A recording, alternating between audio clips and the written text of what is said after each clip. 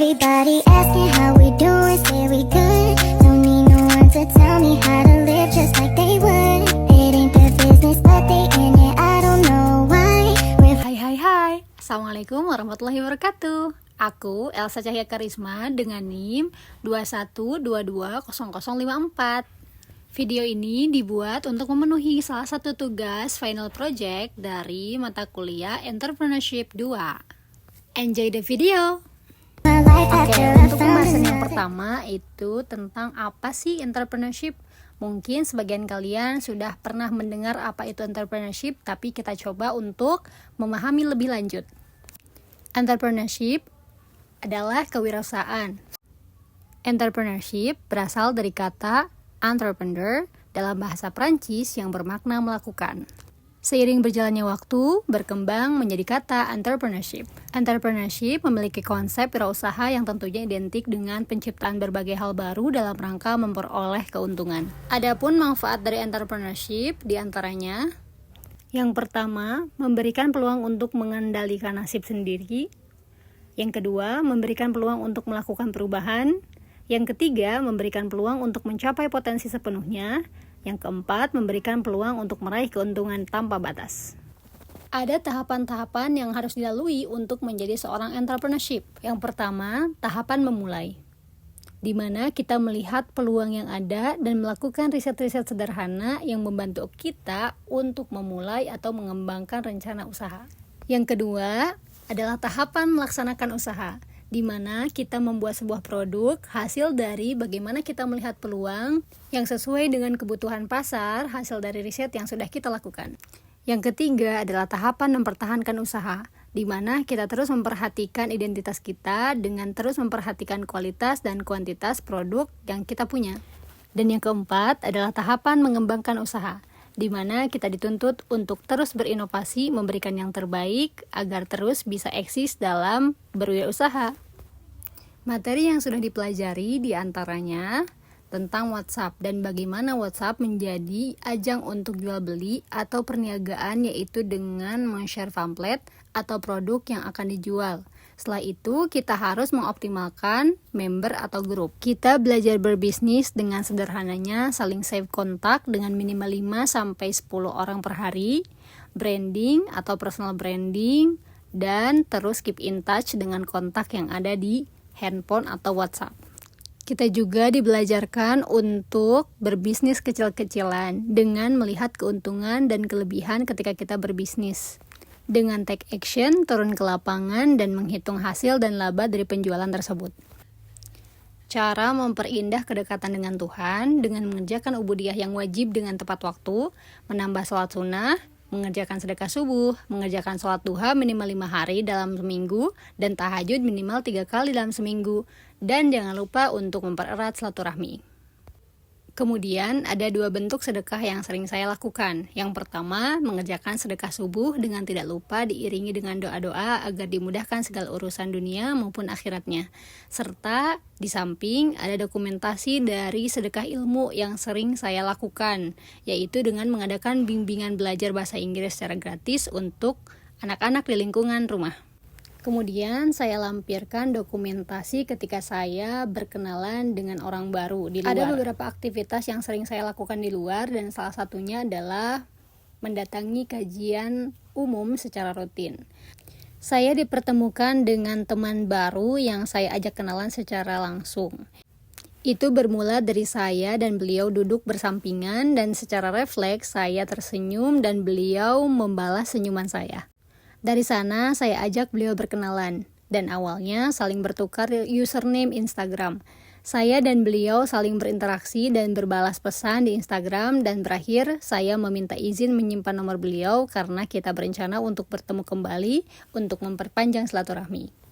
Naik turunnya kehidupan membawa saya banyak berpikir dan merasa takut, atau bahasa kerennya adalah insecure dan overthinking. Ada beberapa penyebab rasa insecure dan overthinking yang sering saya rasakan. Yang pertama, kurangnya percaya diri. Yang kedua, tidak adanya validasi perasaan. Yang ketiga, kurangnya mengenal diri terhadap emosi yang dimiliki. Yang keempat, kurangnya afirmasi positif. Yang kelima, kurangnya apresiasi diri. Yang keenam, terlalu merasa banyak tekanan. Yang ketujuh, terlalu memikirkan hal yang tidak perlu. Dari hal tersebut, saya belajar bahwa kita harus mengenal diri kita dan berusaha untuk menghargai diri kita, sehingga rasa percaya diri akan terus tumbuh dan kita akan mudah untuk memvalidasi perasaan-perasaan yang kita miliki. Dan dari sana juga saya belajar untuk terus memperbaiki diri, tumbuh dan berkembang menjadi pribadi yang lebih baik, bukan hanya di hadapan saya, tetapi di hadapan Allah Subhanahu wa Ta'ala. Untuk menjadi seorang entrepreneurship, tentu kita harus secara rutin belajar tentang ilmu entrepreneurship. Dan di sini saya membaca buku dan menonton YouTube. Untuk buku yang saya baca yaitu dari Purna Irawan yang berjudul Entrepreneurship. Saya belajar bagaimana untuk memulai perjalanan dan mengembangkan usaha dengan cara memanfaatkan segala kemampuan dalam hal membeli bahan buku atau sumber daya yang diperlukan. Juga membuat produk dengan nilai tambah yang sesuai dengan kebutuhan konsumen. Dan salah satu YouTuber yang paling saya senangi tentang entrepreneurship adalah Bapak Sandiaga Salahuddin Uno, atau kita kenal sebagai Pak Sandiaga Uno. Konten beliau memberikan motivasi bagi saya untuk terus berusaha menjadi seorang entrepreneurship. Cara merawat hubungan dengan pelanggan yaitu dengan menyimpan database pelanggan seperti kontak HP serta saling memberikan kabar. Serta jangan lupa terus memberikan perhatian. Dan biasanya menggunakan panggilan Kak karena tidak seperti menyinggung kepada orang yang lebih tua umur dari kita. Dan respon yang akan saya berikan ketika ada konsumen yang melakukan komplain yaitu dengan mendengarkan terlebih dahulu apa yang menjadi duduk permasalahannya. Memberikan informasi atau jawaban terbaik yang bisa saya sampaikan. Kemudian jika memang itu kesalahan dari saya, maka saya akan meminta maaf. Dan terus memberikan sikap kooperatif agar masih terjalin hubungan yang baik antara saya dengan konsumen. Dan bagaimana saya aktif dalam grup reseller? Yang pertama yaitu saya selalu memberikan motivasi dan sapaan di setiap harinya. Berinteraksi penuh dalam grup dan membagikan postingan-postingan yang membuat grup menjadi hangat dan ramai. Untuk yang kedua, ajak berdiskusi atau bisa bertemu langsung. Mengadakan suatu kumpulan agar lebih erat suatu hubungan satu sama lainnya dan lebih dikenali dengan akrab. Teknik yang saya gunakan agar menghindari adanya baper, saya akan menurunkan rasa keegoisan pada diri saya dan lebih berpikir menggunakan logika. Saya membuat grup diskusi untuk reseller yang baru bergabung. Tujuannya adalah untuk saling bertanya dan saling sharing sama reseller dan mentor. Saya juga membuat komunitas WhatsApp dengan nama yang sesuai dengan deskripsi yang jelas. Komunitas ini membantu dalam meningkatkan kesadaran dan pengetahuan para reseller. Teknik saya membagikan konten yaitu dengan mengupload foto sesuai dengan barang yang akan ditawarkan dan diberikan caption pendek agar para reseller lebih paham. Konsistensi itu mahal harganya. Maka saya membuat jadwal dan menyusun konten tersebut sebelum diupload ke channel reseller.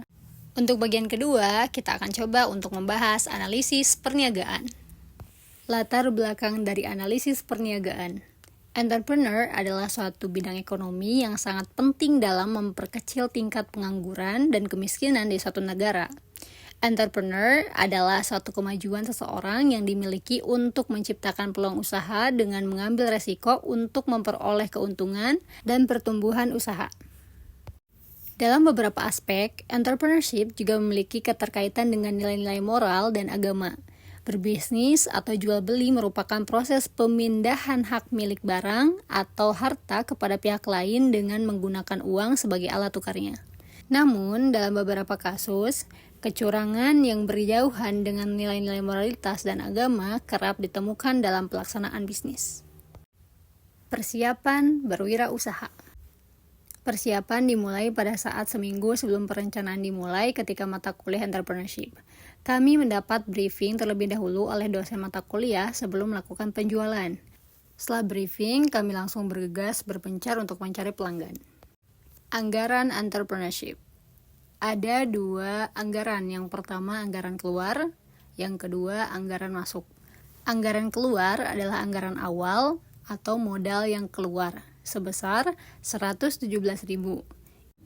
Itu adalah modal dari pembuatan basreng, mooring, dan juga pembuatan stiker, pouch, dan kemasan. Kemudian, anggaran masuk. Anggaran masuk atau pendapatan yang didapat adalah sekitar 170.000. Itu adalah pendapatan kotor. Sehingga pendapatan bersihnya sekitar Rp53.000. Analisis SWOT yang kita gunakan yang pertama adalah strength. Bahan baku mudah didapatkan sehingga biaya produksinya rendah, memiliki strategi pemasaran yang efektif seperti menggunakan media sosial dan event marketing. Yang kedua adalah weakness atau kekurangan. Adanya keterbatasan modal, keterbatasan teknologi, keterbatasan jaringan sehingga sulit menjangkau konsumen yang lebih luas. Yang ketiga adalah opportunities atau kesempatan. Kesempatan yang kita dapatkan adalah pasar yang luas sehingga memiliki potensi untuk meningkatkan penjualan dan pendapatan. Permintaan konsumen yang tinggi sehingga memiliki potensi juga untuk meningkatkan penjualan dan pendapatan. Yang keempat adalah threat atau ancaman, yaitu memiliki pesaing yang bergerak di bidang yang sama, sehingga mengancam keberadaan produk yang sama di pasar. Dan banyak para pesaing yang memberikan harga yang miring. Ada beberapa perbaikan yang harus dioptimalkan. Yang pertama, optimasi proses pembuatan. Meningkatkan efisiensi proses pembuatan untuk meningkatkan waktu penjualan. Yang kedua, diversifikasi rasa. Menawarkan variasi rasa yang lebih banyak untuk meningkatkan daya tarik pelanggan. Yang ketiga, kemitraan dengan restoran. Meningkatkan kemitraan dengan restoran dan warung makan untuk meningkatkan penjualan. Yang keempat, pengembangan brand awareness. Meningkatkan brand awareness melalui iklan dan promosi untuk meningkatkan penjualan. Yang kelima, pengelolaan stok.